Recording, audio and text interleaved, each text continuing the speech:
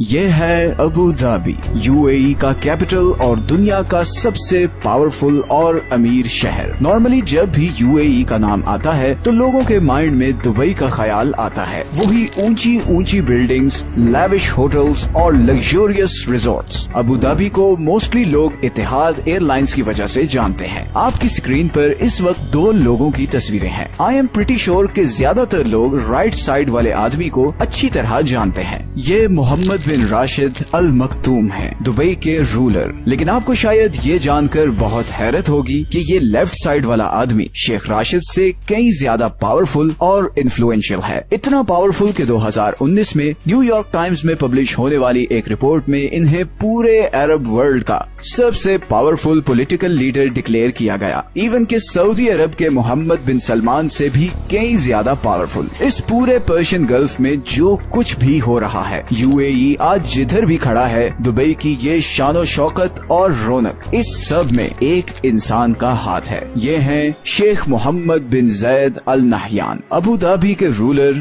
UAE کے president اور golf کے سب سے پاورفل اور امیر پولیٹیکل لیڈر۔ شیخ محمد بن زید اصل میں ہیں کون؟ یہ اتنے پاورفل کیسے ہوئے؟ اور وہ کیا چیز ہے جس نے ابو دھابی کو اتنا پاورفل بنا دیا ہے کہ چاہے ویسٹرن سپر پاورز ہوں، عرب ورلڈ ہو، ایشین کنٹریز ہوں یا ایون چائنا، ہر کوئی ابو دھابی سے بنا کر رکھنا چاہتا ہے۔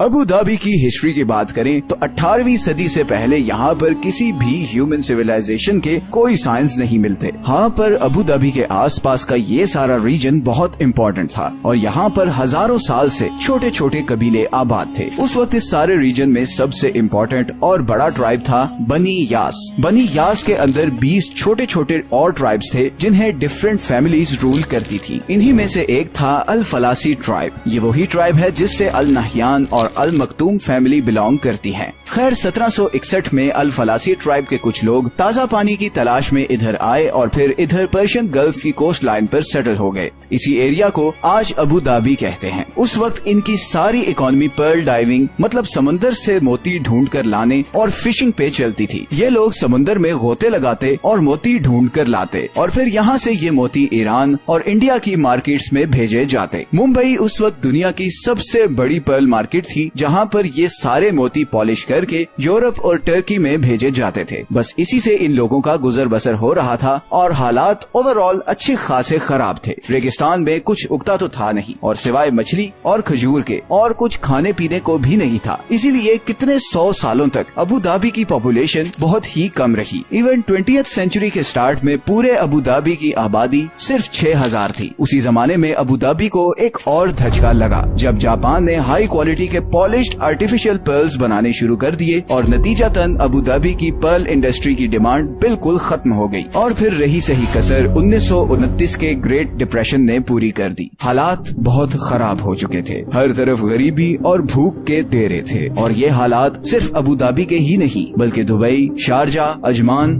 اور ایون سعودی عربیہ کے حالات بھی اس سے کچھ ڈفرنٹ نہیں تھے۔ پھر 1938 میں ایک بہت بڑا ٹرننگ پوائنٹ آیا جب سعودی عرب میں آئل کے بہت بڑے ریزروز ڈسکور ہو گئے اور پھر ساری ویسٹرن ورلڈ کا فوکس سعودی عرب کی طرف ہو گیا۔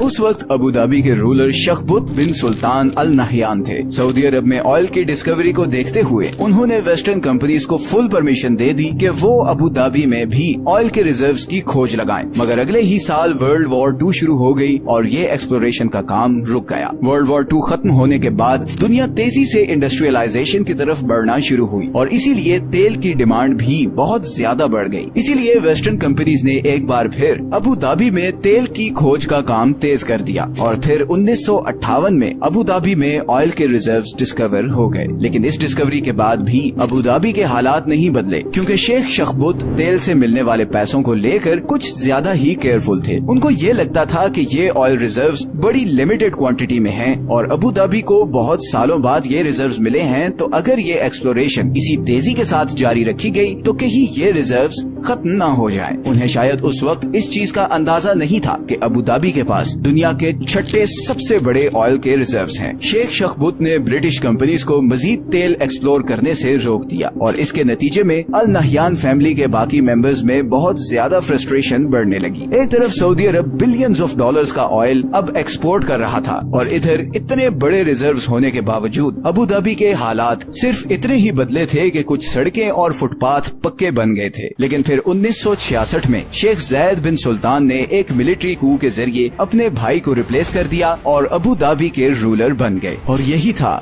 गल्फ का टर्निंग पॉइंट। यही वो शख्स है जिसने गल्फ को आज इस मकाम तक पहुंचाया और इसीलिए इन्हें वालिद अल उम्मा मतलब फादर ऑफ नेशंस कहा जाता है। शेख ज़ैद अपने भाई से टोटली डिफरेंट थे। वो इस तेल की डिस्कवरी को लेकर बहुत ऑप्टिमिस्टिक थे। उन्हें लगता था कि ये डिस्कवरी इस पूरे गल्फ रीजन की तकदीर बदल सकती है। शेख ज़ैद एक बहुत ब्रॉड विजन के मालिक थे। उन्हें इस चीज का अच्छी तरह अंदाजा था कि अगर इस सारे रीजन को आगे बढ़ना है तो इन सारे सिटीज को यूनाइटेड होकर रहना पड़ेगा। ऐसा नहीं हो सकता था कि अबू धाबी तेल का पैसा एंजॉय करे और उसके पड़ोसी गरीबी और भूख में रहें, क्योंकि अबू धाबी जितना तेल इस पूरे रीजन में किसी के पास नहीं था। और ये वही टाइम था जब ब्रिटिश एम्पायर भी ये फैसला कर चुकी थी कि अब वो मजीद इन सारे कंट्रीज को रूल नहीं कर सकती। और फिर दिसंबर 1971 में ब्रिटेन इस रीजन से चला गया और शेख ज़ैद की लीडरशिप में 6 स्टेट्स के मिलाप से एक नया कंट्री वजूद में आया जिसे आज हम UAE के नाम से जानते हैं। इन 6 स्टेट्स में Abu Dhabi, Dubai, Sharjah, Ajman, Umm Quwain और फुजैरा शामिल थे। और फिर एक साल बाद ही 1972 में रास अल खैमा भी UAE का पार्ट बन गया। अबू धाबी इस नई कंट्री का कैपिटल बन गया और शेख ज़ैद बिन सुल्तान अल नहयान UAE के पहले प्रेसिडेंट बन गए। शेख ज़ैद ने सबसे पहले बेसिक नेसेसिटीज पर पैसा खर्चना शुरू किया। रोड नेटवर्क्स की कंस्ट्रक्शन शुरू की गई जो अबू धाबी को आसपास के विलेजेस से कनेक्ट करने वाली थी। बिजली पैदा करने वाले प्रोजेक्ट्स लॉन्च किए गए। अबू धाबी के नॉर्थ में कोस्ट लाइन के साथ समुद्री तूफान से बचने के लिए एक दीवार बनाई गई। इसके बाद शेख ज़ैद ने अपना सारा फोकस इंफ्रास्ट्रक्चर को डेवलप करने पर कर दिया। स्कूल्स,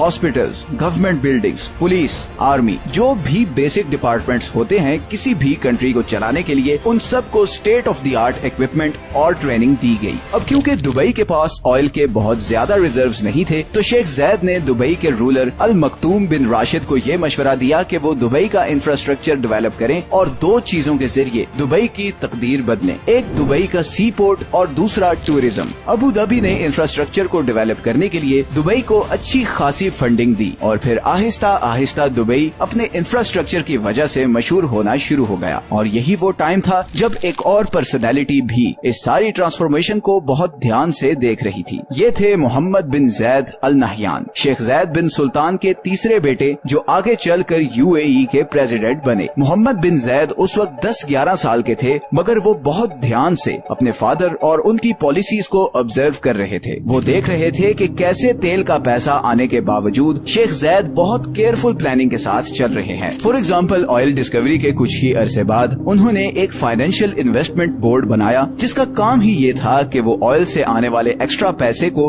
डिफरेंट चीजों में इन्वेस्ट करे। इसके पीछे विजन ये था कि फ्यूचर में अगर तेल कम भी हो जाए तो अबू धाबी के पास इतनी इनकम स्ट्रीम्स हो कि उसे बिल्कुल कोई प्रॉब्लम ना हो। आज की डेट में अबू धाबी के इन्वेस्टमेंट फंड में 1.3 ट्रिलियन डॉलर्स की इन्वेस्टमेंट्स हैं। इनमें से 900 बिलियन डॉलर्स सिर्फ अबू धाबी के सिटीजन्स के लिए हैं। मतलब अगर हम 900 बिलियन डॉलर्स को 3 लाख से डिवाइड करें तो अबू धाबी के हर लोकल के हिस्से में 3 मिलियन डॉलर्स आते हैं। इस हिसाब से अबू धाबी के लोकल्स दुनिया के अमीर तरीन लोग हैं और ये अमीरी इसलिए है कि शेख ज़ैद की गाइडेंस में इस फंड ने ऑयल से आने वाले एक्स्ट्रा पैसे को रियल एस्टेट से लेकर equity funds, hotels, airports, factories और इवन बैंक्स में भी इन्वेस्ट किया। और इसीलिए जब भी कोई इकोनॉमिक क्राइसिस आता है तो अबू धाबी को कोई खास फर्क नहीं पड़ता। और इसी की एग्जांपल है कि 2008 में जब फाइनेंशियल क्राइसिस आया और दुबई की इकोनॉमी क्लैप्स कर गई तो अबू धाबी ने ही 10 बिलियन डॉलर्स का लोन देकर दुबई को बेल आउट किया और इसी के बदले में दुबई की इस मशहूर ऊंची बिल्डिंग का नाम बुर्ज दुबई से चेंज करके अबू धाबी के रूलर के नाम पर बुर्ज खलीफा किया गया। आज भी दुबई का डेट बजट करीबन 90 बिलियन डॉलर्स है, जिसमें से 20 बिलियन डॉलर्स तो सिर्फ अबू धाबी से लिया हुआ लोन है जो दुबई ने अभी तक वापस नहीं किया। तो ये थी अबू धाबी की इकोनॉमिक स्ट्रेंथ। अभी तो दो और चीजें हैं जिनकी वजह से अबू धाबी पूरे गल्फ पर बाजी ले गया है। मोहम्मद बिन जायद की जिंदगी का एक बड़ा पोर्शन मिलिट्री में गुजरा है। सिर्फ 20 साल की उम्र में उन्होंने अमीराती एयरफोर्स ज्वाइन की और फिर 1991 में जब सद्दाम हुसैन ने कुवैत पर अटैक किया तो इराक के खिलाफ सारी मिलिट्री स्ट्रगल को उन्होंने ही लीड किया। शायद इसी आर्मी बैकग्राउंड की वजह से मोहम्मद बिन जायद को ये जुनून हुआ कि वो अमीराती आर्मी को अरब वर्ल्ड की सबसे पावरफुल आर्मी बनाए।